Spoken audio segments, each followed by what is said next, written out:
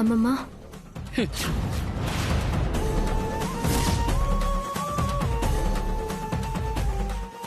ఎంత ధైర్యమే నీకు? నీ పంత నెగ్గించుకోవడం కోసం దైవాన్ని కూడా అడ్డు పెట్టుకోవడానికి వెనకాడలేదు అంటే చెయ్యి.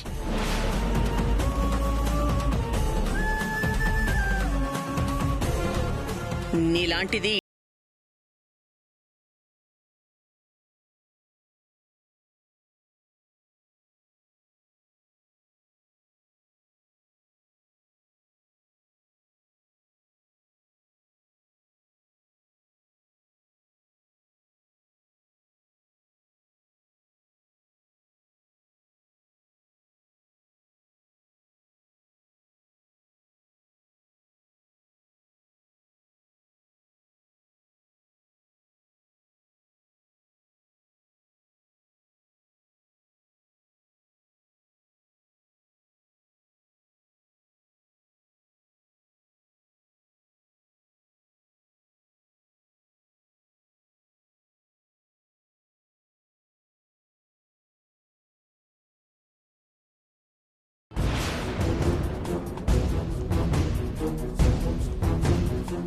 నువ్వొప్పుకున్నావన్న అబద్ధాన్ని నిజమని నమ్మి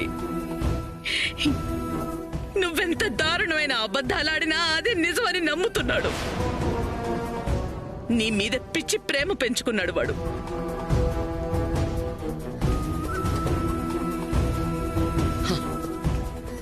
సరే సరే, నీ ఆట ఎంతకాలమో నేను చూస్తాను.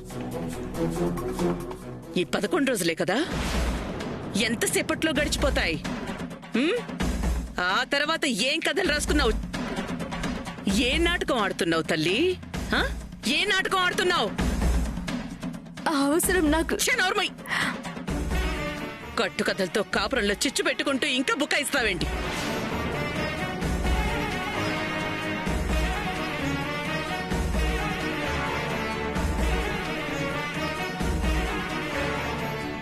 తిట్టండి అమ్మమ్మ, ఎన్ని తిడతారో తిట్టండి. ఆవేశం చల్లారకపోతే కొట్టండి.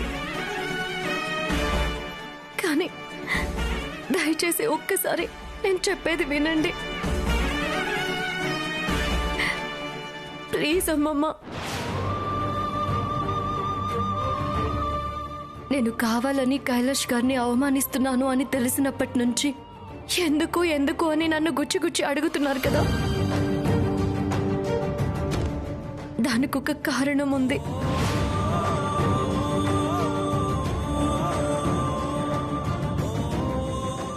కానీ అదేంటి అని అడిగితే నేను చెప్పే పరిస్థితుల్లో లేను.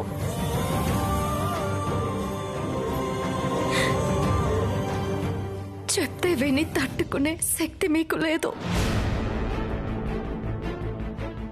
అలా అని అది శాశ్వతంగా ఉండిపోయే సమస్య కూడా కాదు.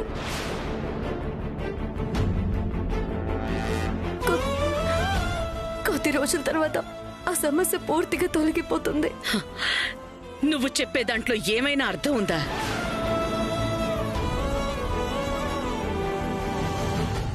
శాశ్వత సమస్య కాదు అంటావు, వింటే తట్టుకోలేను అంటావు. ఎవరిని పిచ్చివాళ్ళని చేస్తావు? అయినా అంత చెప్పుకోలేనంత సమస్య ఏమిటో చెప్పాడు. ఈ రాజేశ్వరి గుండె గట్టిదే, ఈ గుండె తట్టుకోగలదు.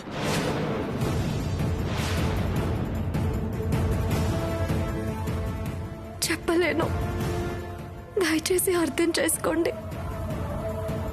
ఇంకొక విషయం ఏంటంటే, నేను మీ మనవణ్ణి మోసం చేయడం లేదు. ఈ దీక్ష నా భర్త క్షేమం కోసమే తీసుకున్నాను. ఈ విషయం నేను మీ మనవడి బిడ్డకి తల్లినైన రోజున తెలుస్తుంది మీకు. అదే ఎప్పుడు అని అడుగుతున్నాను. 3 నెలలు. ఆ తర్వాత మాత్రం నీ మీద నమ్మకం ఏంటి? మీరు నమ్మినా నమ్మకపోయినా నాకు వేరే అవకాశం లేదు. నమ్మించడానికి నేను అబద్ధం కూడా ఆడడం లేదు. నాది నిజమైన ప్రేమ కాబట్టి అదే గెలుస్తుంది. నేను నీలాంటి మాటలకి పడిపోయే రకాన్ని కాదు. చూడు, 3 నెలలు నీకు టైం ఇచ్చాను. అంతకు మించి ఒక్కరోజు కూడా నేను వేచి ఉండను. ఏం జరిగినా సరే నీతో కైలాష్కి విడాకులు ఇప్పించి వాడికి మళ్ళీ పెళ్లి చేస్తాను. నేను మాట మీద నిలబడతాను. నీకు మాట మీద నిలబడి ఉండాలనుంటే దాన్ని నిలబెట్టుకో.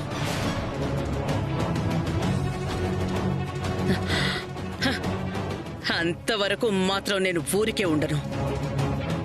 మీరు కలవడానికి నా ప్రయత్నం నేను చేస్తూనే ఉంటాను.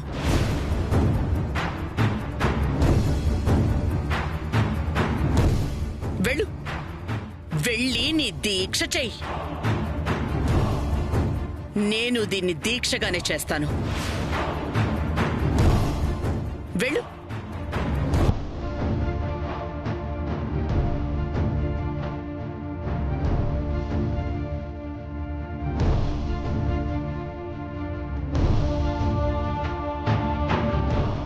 చూసారా ఎంత పొగరో?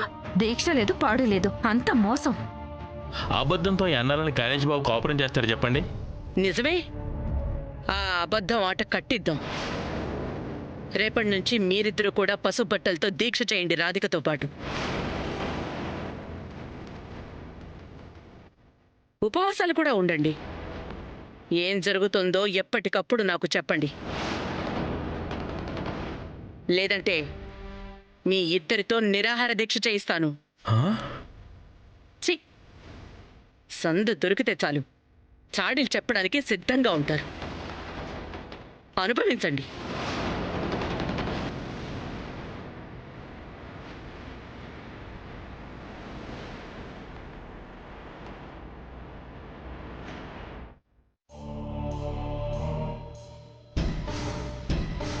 ఓం హ్రీం ఫట్. ఓం హ్రీం బడం బం బం హి.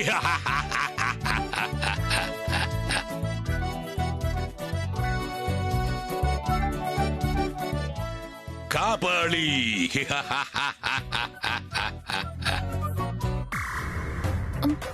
బామ్మా, ఇతనే భయంకరంగా ఉన్నాడు. ఇంక మన భయం ఎలా పోగొడతాడు? అవునవును, ఆయన చూడగానే గుండెలో దడ మొదలైంది నాకు. వాళ్ళు అలాగే ఉంటారే, అలాగే ఉండాలి. అప్పుడే కదా భూతాలు దెయ్యాలు భయపడి పారిపోయేది. ఓం ఫట్, కాశ్మోరా, చంద్రముఖి, పశుపతి, కాంచన, 1 2 3. అయినా అవన్నీ సినిమాలో దయ్యాల పేర్లు కదా. పర్వాలేదు, దెయ్యాలు ఆత్మలు అంటే ఓ ఐడియా ఉంది మీకు. చెక్ చేశానంతే. ఇప్పుడు చూడు, మీ ఆయనకు పట్టిన ఆత్మని అండమాన్ పంపేదాకా నా ఆట ఆగదు. మా ఆయన అని నేను చెప్పలేదే, మీకెలా తెలుసు? వాళ్ళకి దెయ్యాల గురించే తెలుసు. ఇదో లెక్క. తొక్కేం కాదు. మీ వయసుకి మీ ఆయన బతుకుండే ఛాన్సే లేదు.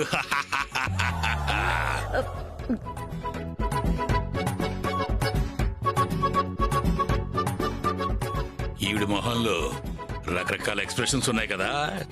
కరెక్ట్ చెప్పారు. సిగ్గులేదే మాట్లాడడానికి? ఇదేగా మీరు తిట్టాలనుకుంది.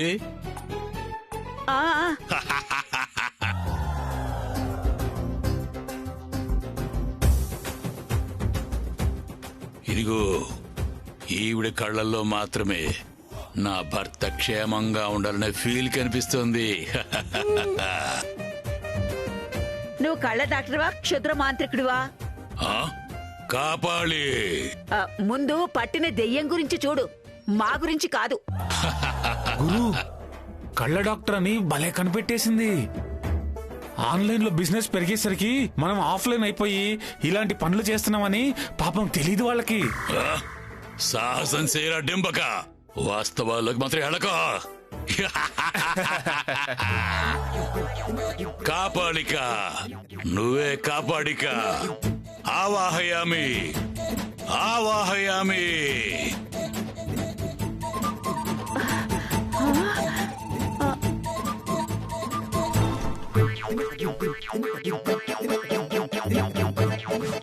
రారా నా జజ్జరిక.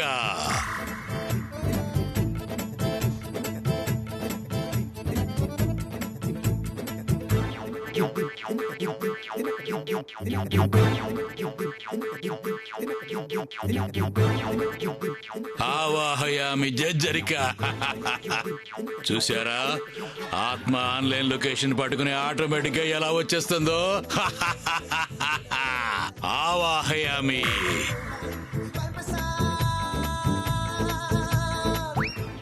ఆజా మేరే రాజా, వచ్చి ఇందులో బయటజా.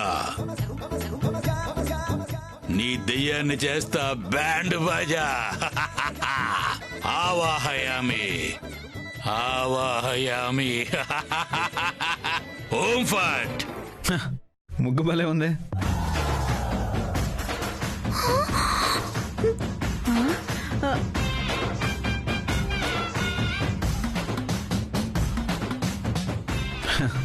ప్రియా, నువ్వు ముగ్గు ఇంత బాగా వేస్తావని ఎప్పుడు చెప్పలేదే.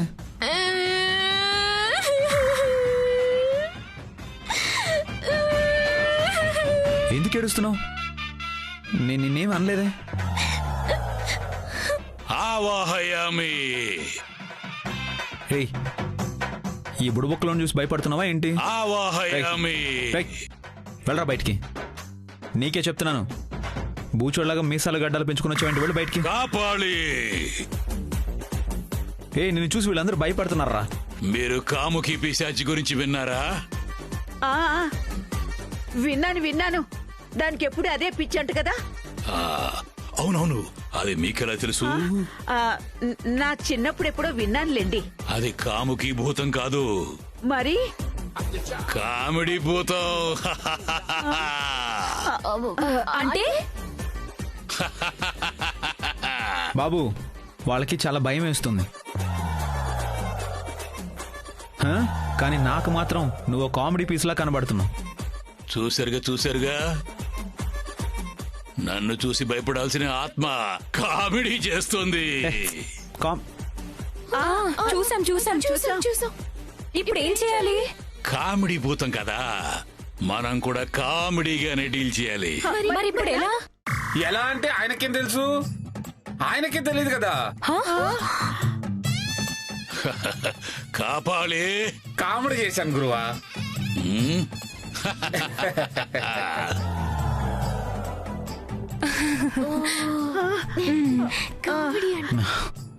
అసలు మిమ్మల్ని లోపలికి ఎవరు రానిచ్చారు? అది తెలియాలంటే నువ్వు ఈ ముగ్గులో చీచి ఈ చట్టంలో కూర్చోవాలి బాలక. కూర్చుంటే? ఒరే మనవడా, నువ్వు వచ్చి కూర్చుంటేనేగా అప్పుడే తెలుస్తుంది. ఓకే, తప్పదా? తప్పదురా. కూర్చోరా బాలక.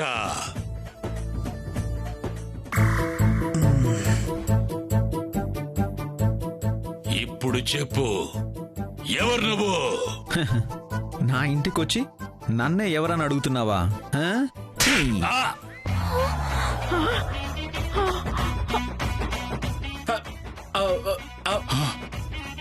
కామెడీ చేస్తున్నావా బాలక? కామెడీ కాదురా, సీరియస్.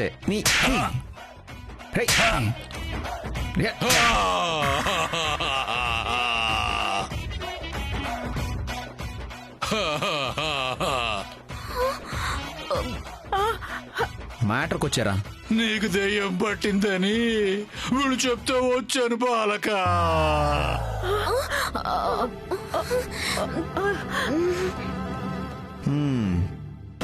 సరే అయితే. అంటే దెయ్యం పట్టింది నిజమేనా? అవును, నిజమే.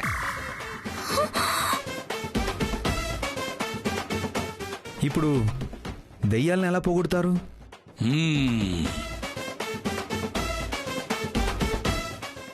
ఓం ఫట్. ఓం ఫట్ కాస్మోరా Chandramukhi. Pashupati Kanchana 1 2 3 Ganga. Very good very good.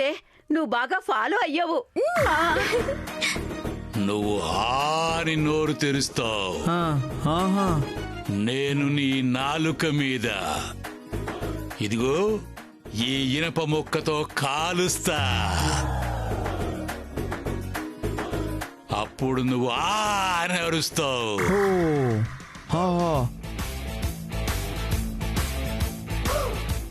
ఆ దెబ్బతో దెయ్యం పారిపోతుంది. ఎలా ఉంది? సూపర్, అదిరిపోయింది. కానీ ఎలా చెప్పాలో ఒకసారి చేసి చూపించు. నువ్వు ఆని తెలుస్తావు. ఇదిగో ఇలాగా.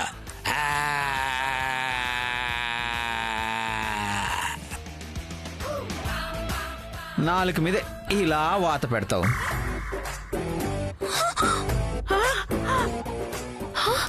అయ్యో, హే, అదేంట్రా అరవట్లేదు? ఓ సారీ సారీ సారీ సారీ. ఇప్పుడు అరవచ్చు. దెయ్యం అంట దెయ్యం. దెయ్యం నాటకాలు ఆడతావురా నువ్వు. దెయ్యాలా? ఈ కాలంలో దెయ్యాలేంట్రా? నీలాంటి వాళ్ళ వల్లే ఇలాంటి వాళ్ళు మోసపోతున్నారు. ఎవరు మిమ్మల్ని ఇంట్లో కానిచ్చిన దెయ్యాలరా? కామెడీ తీసుకురా.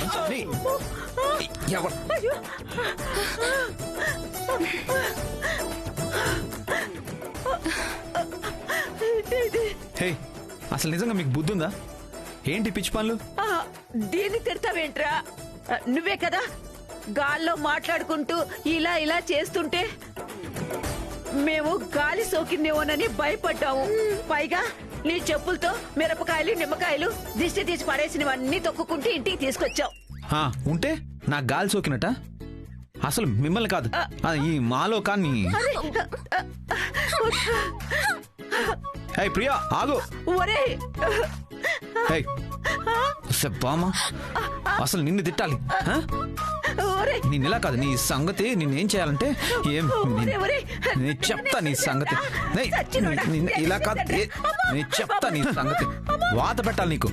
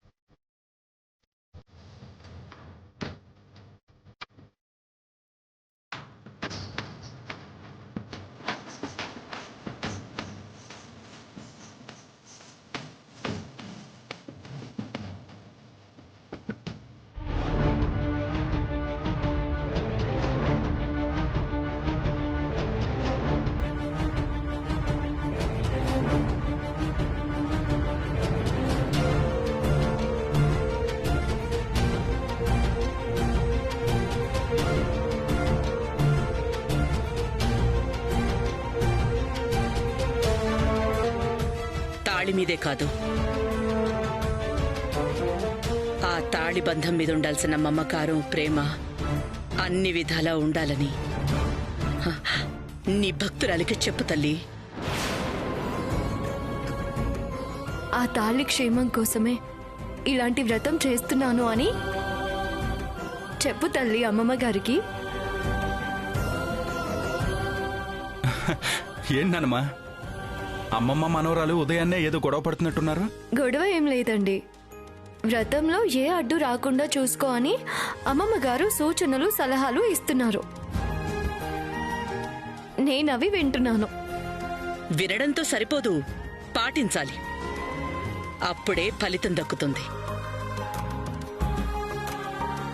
సుమంగళిగా భర్త క్షేమం కోసం చేస్తున్న వ్రతం కదా.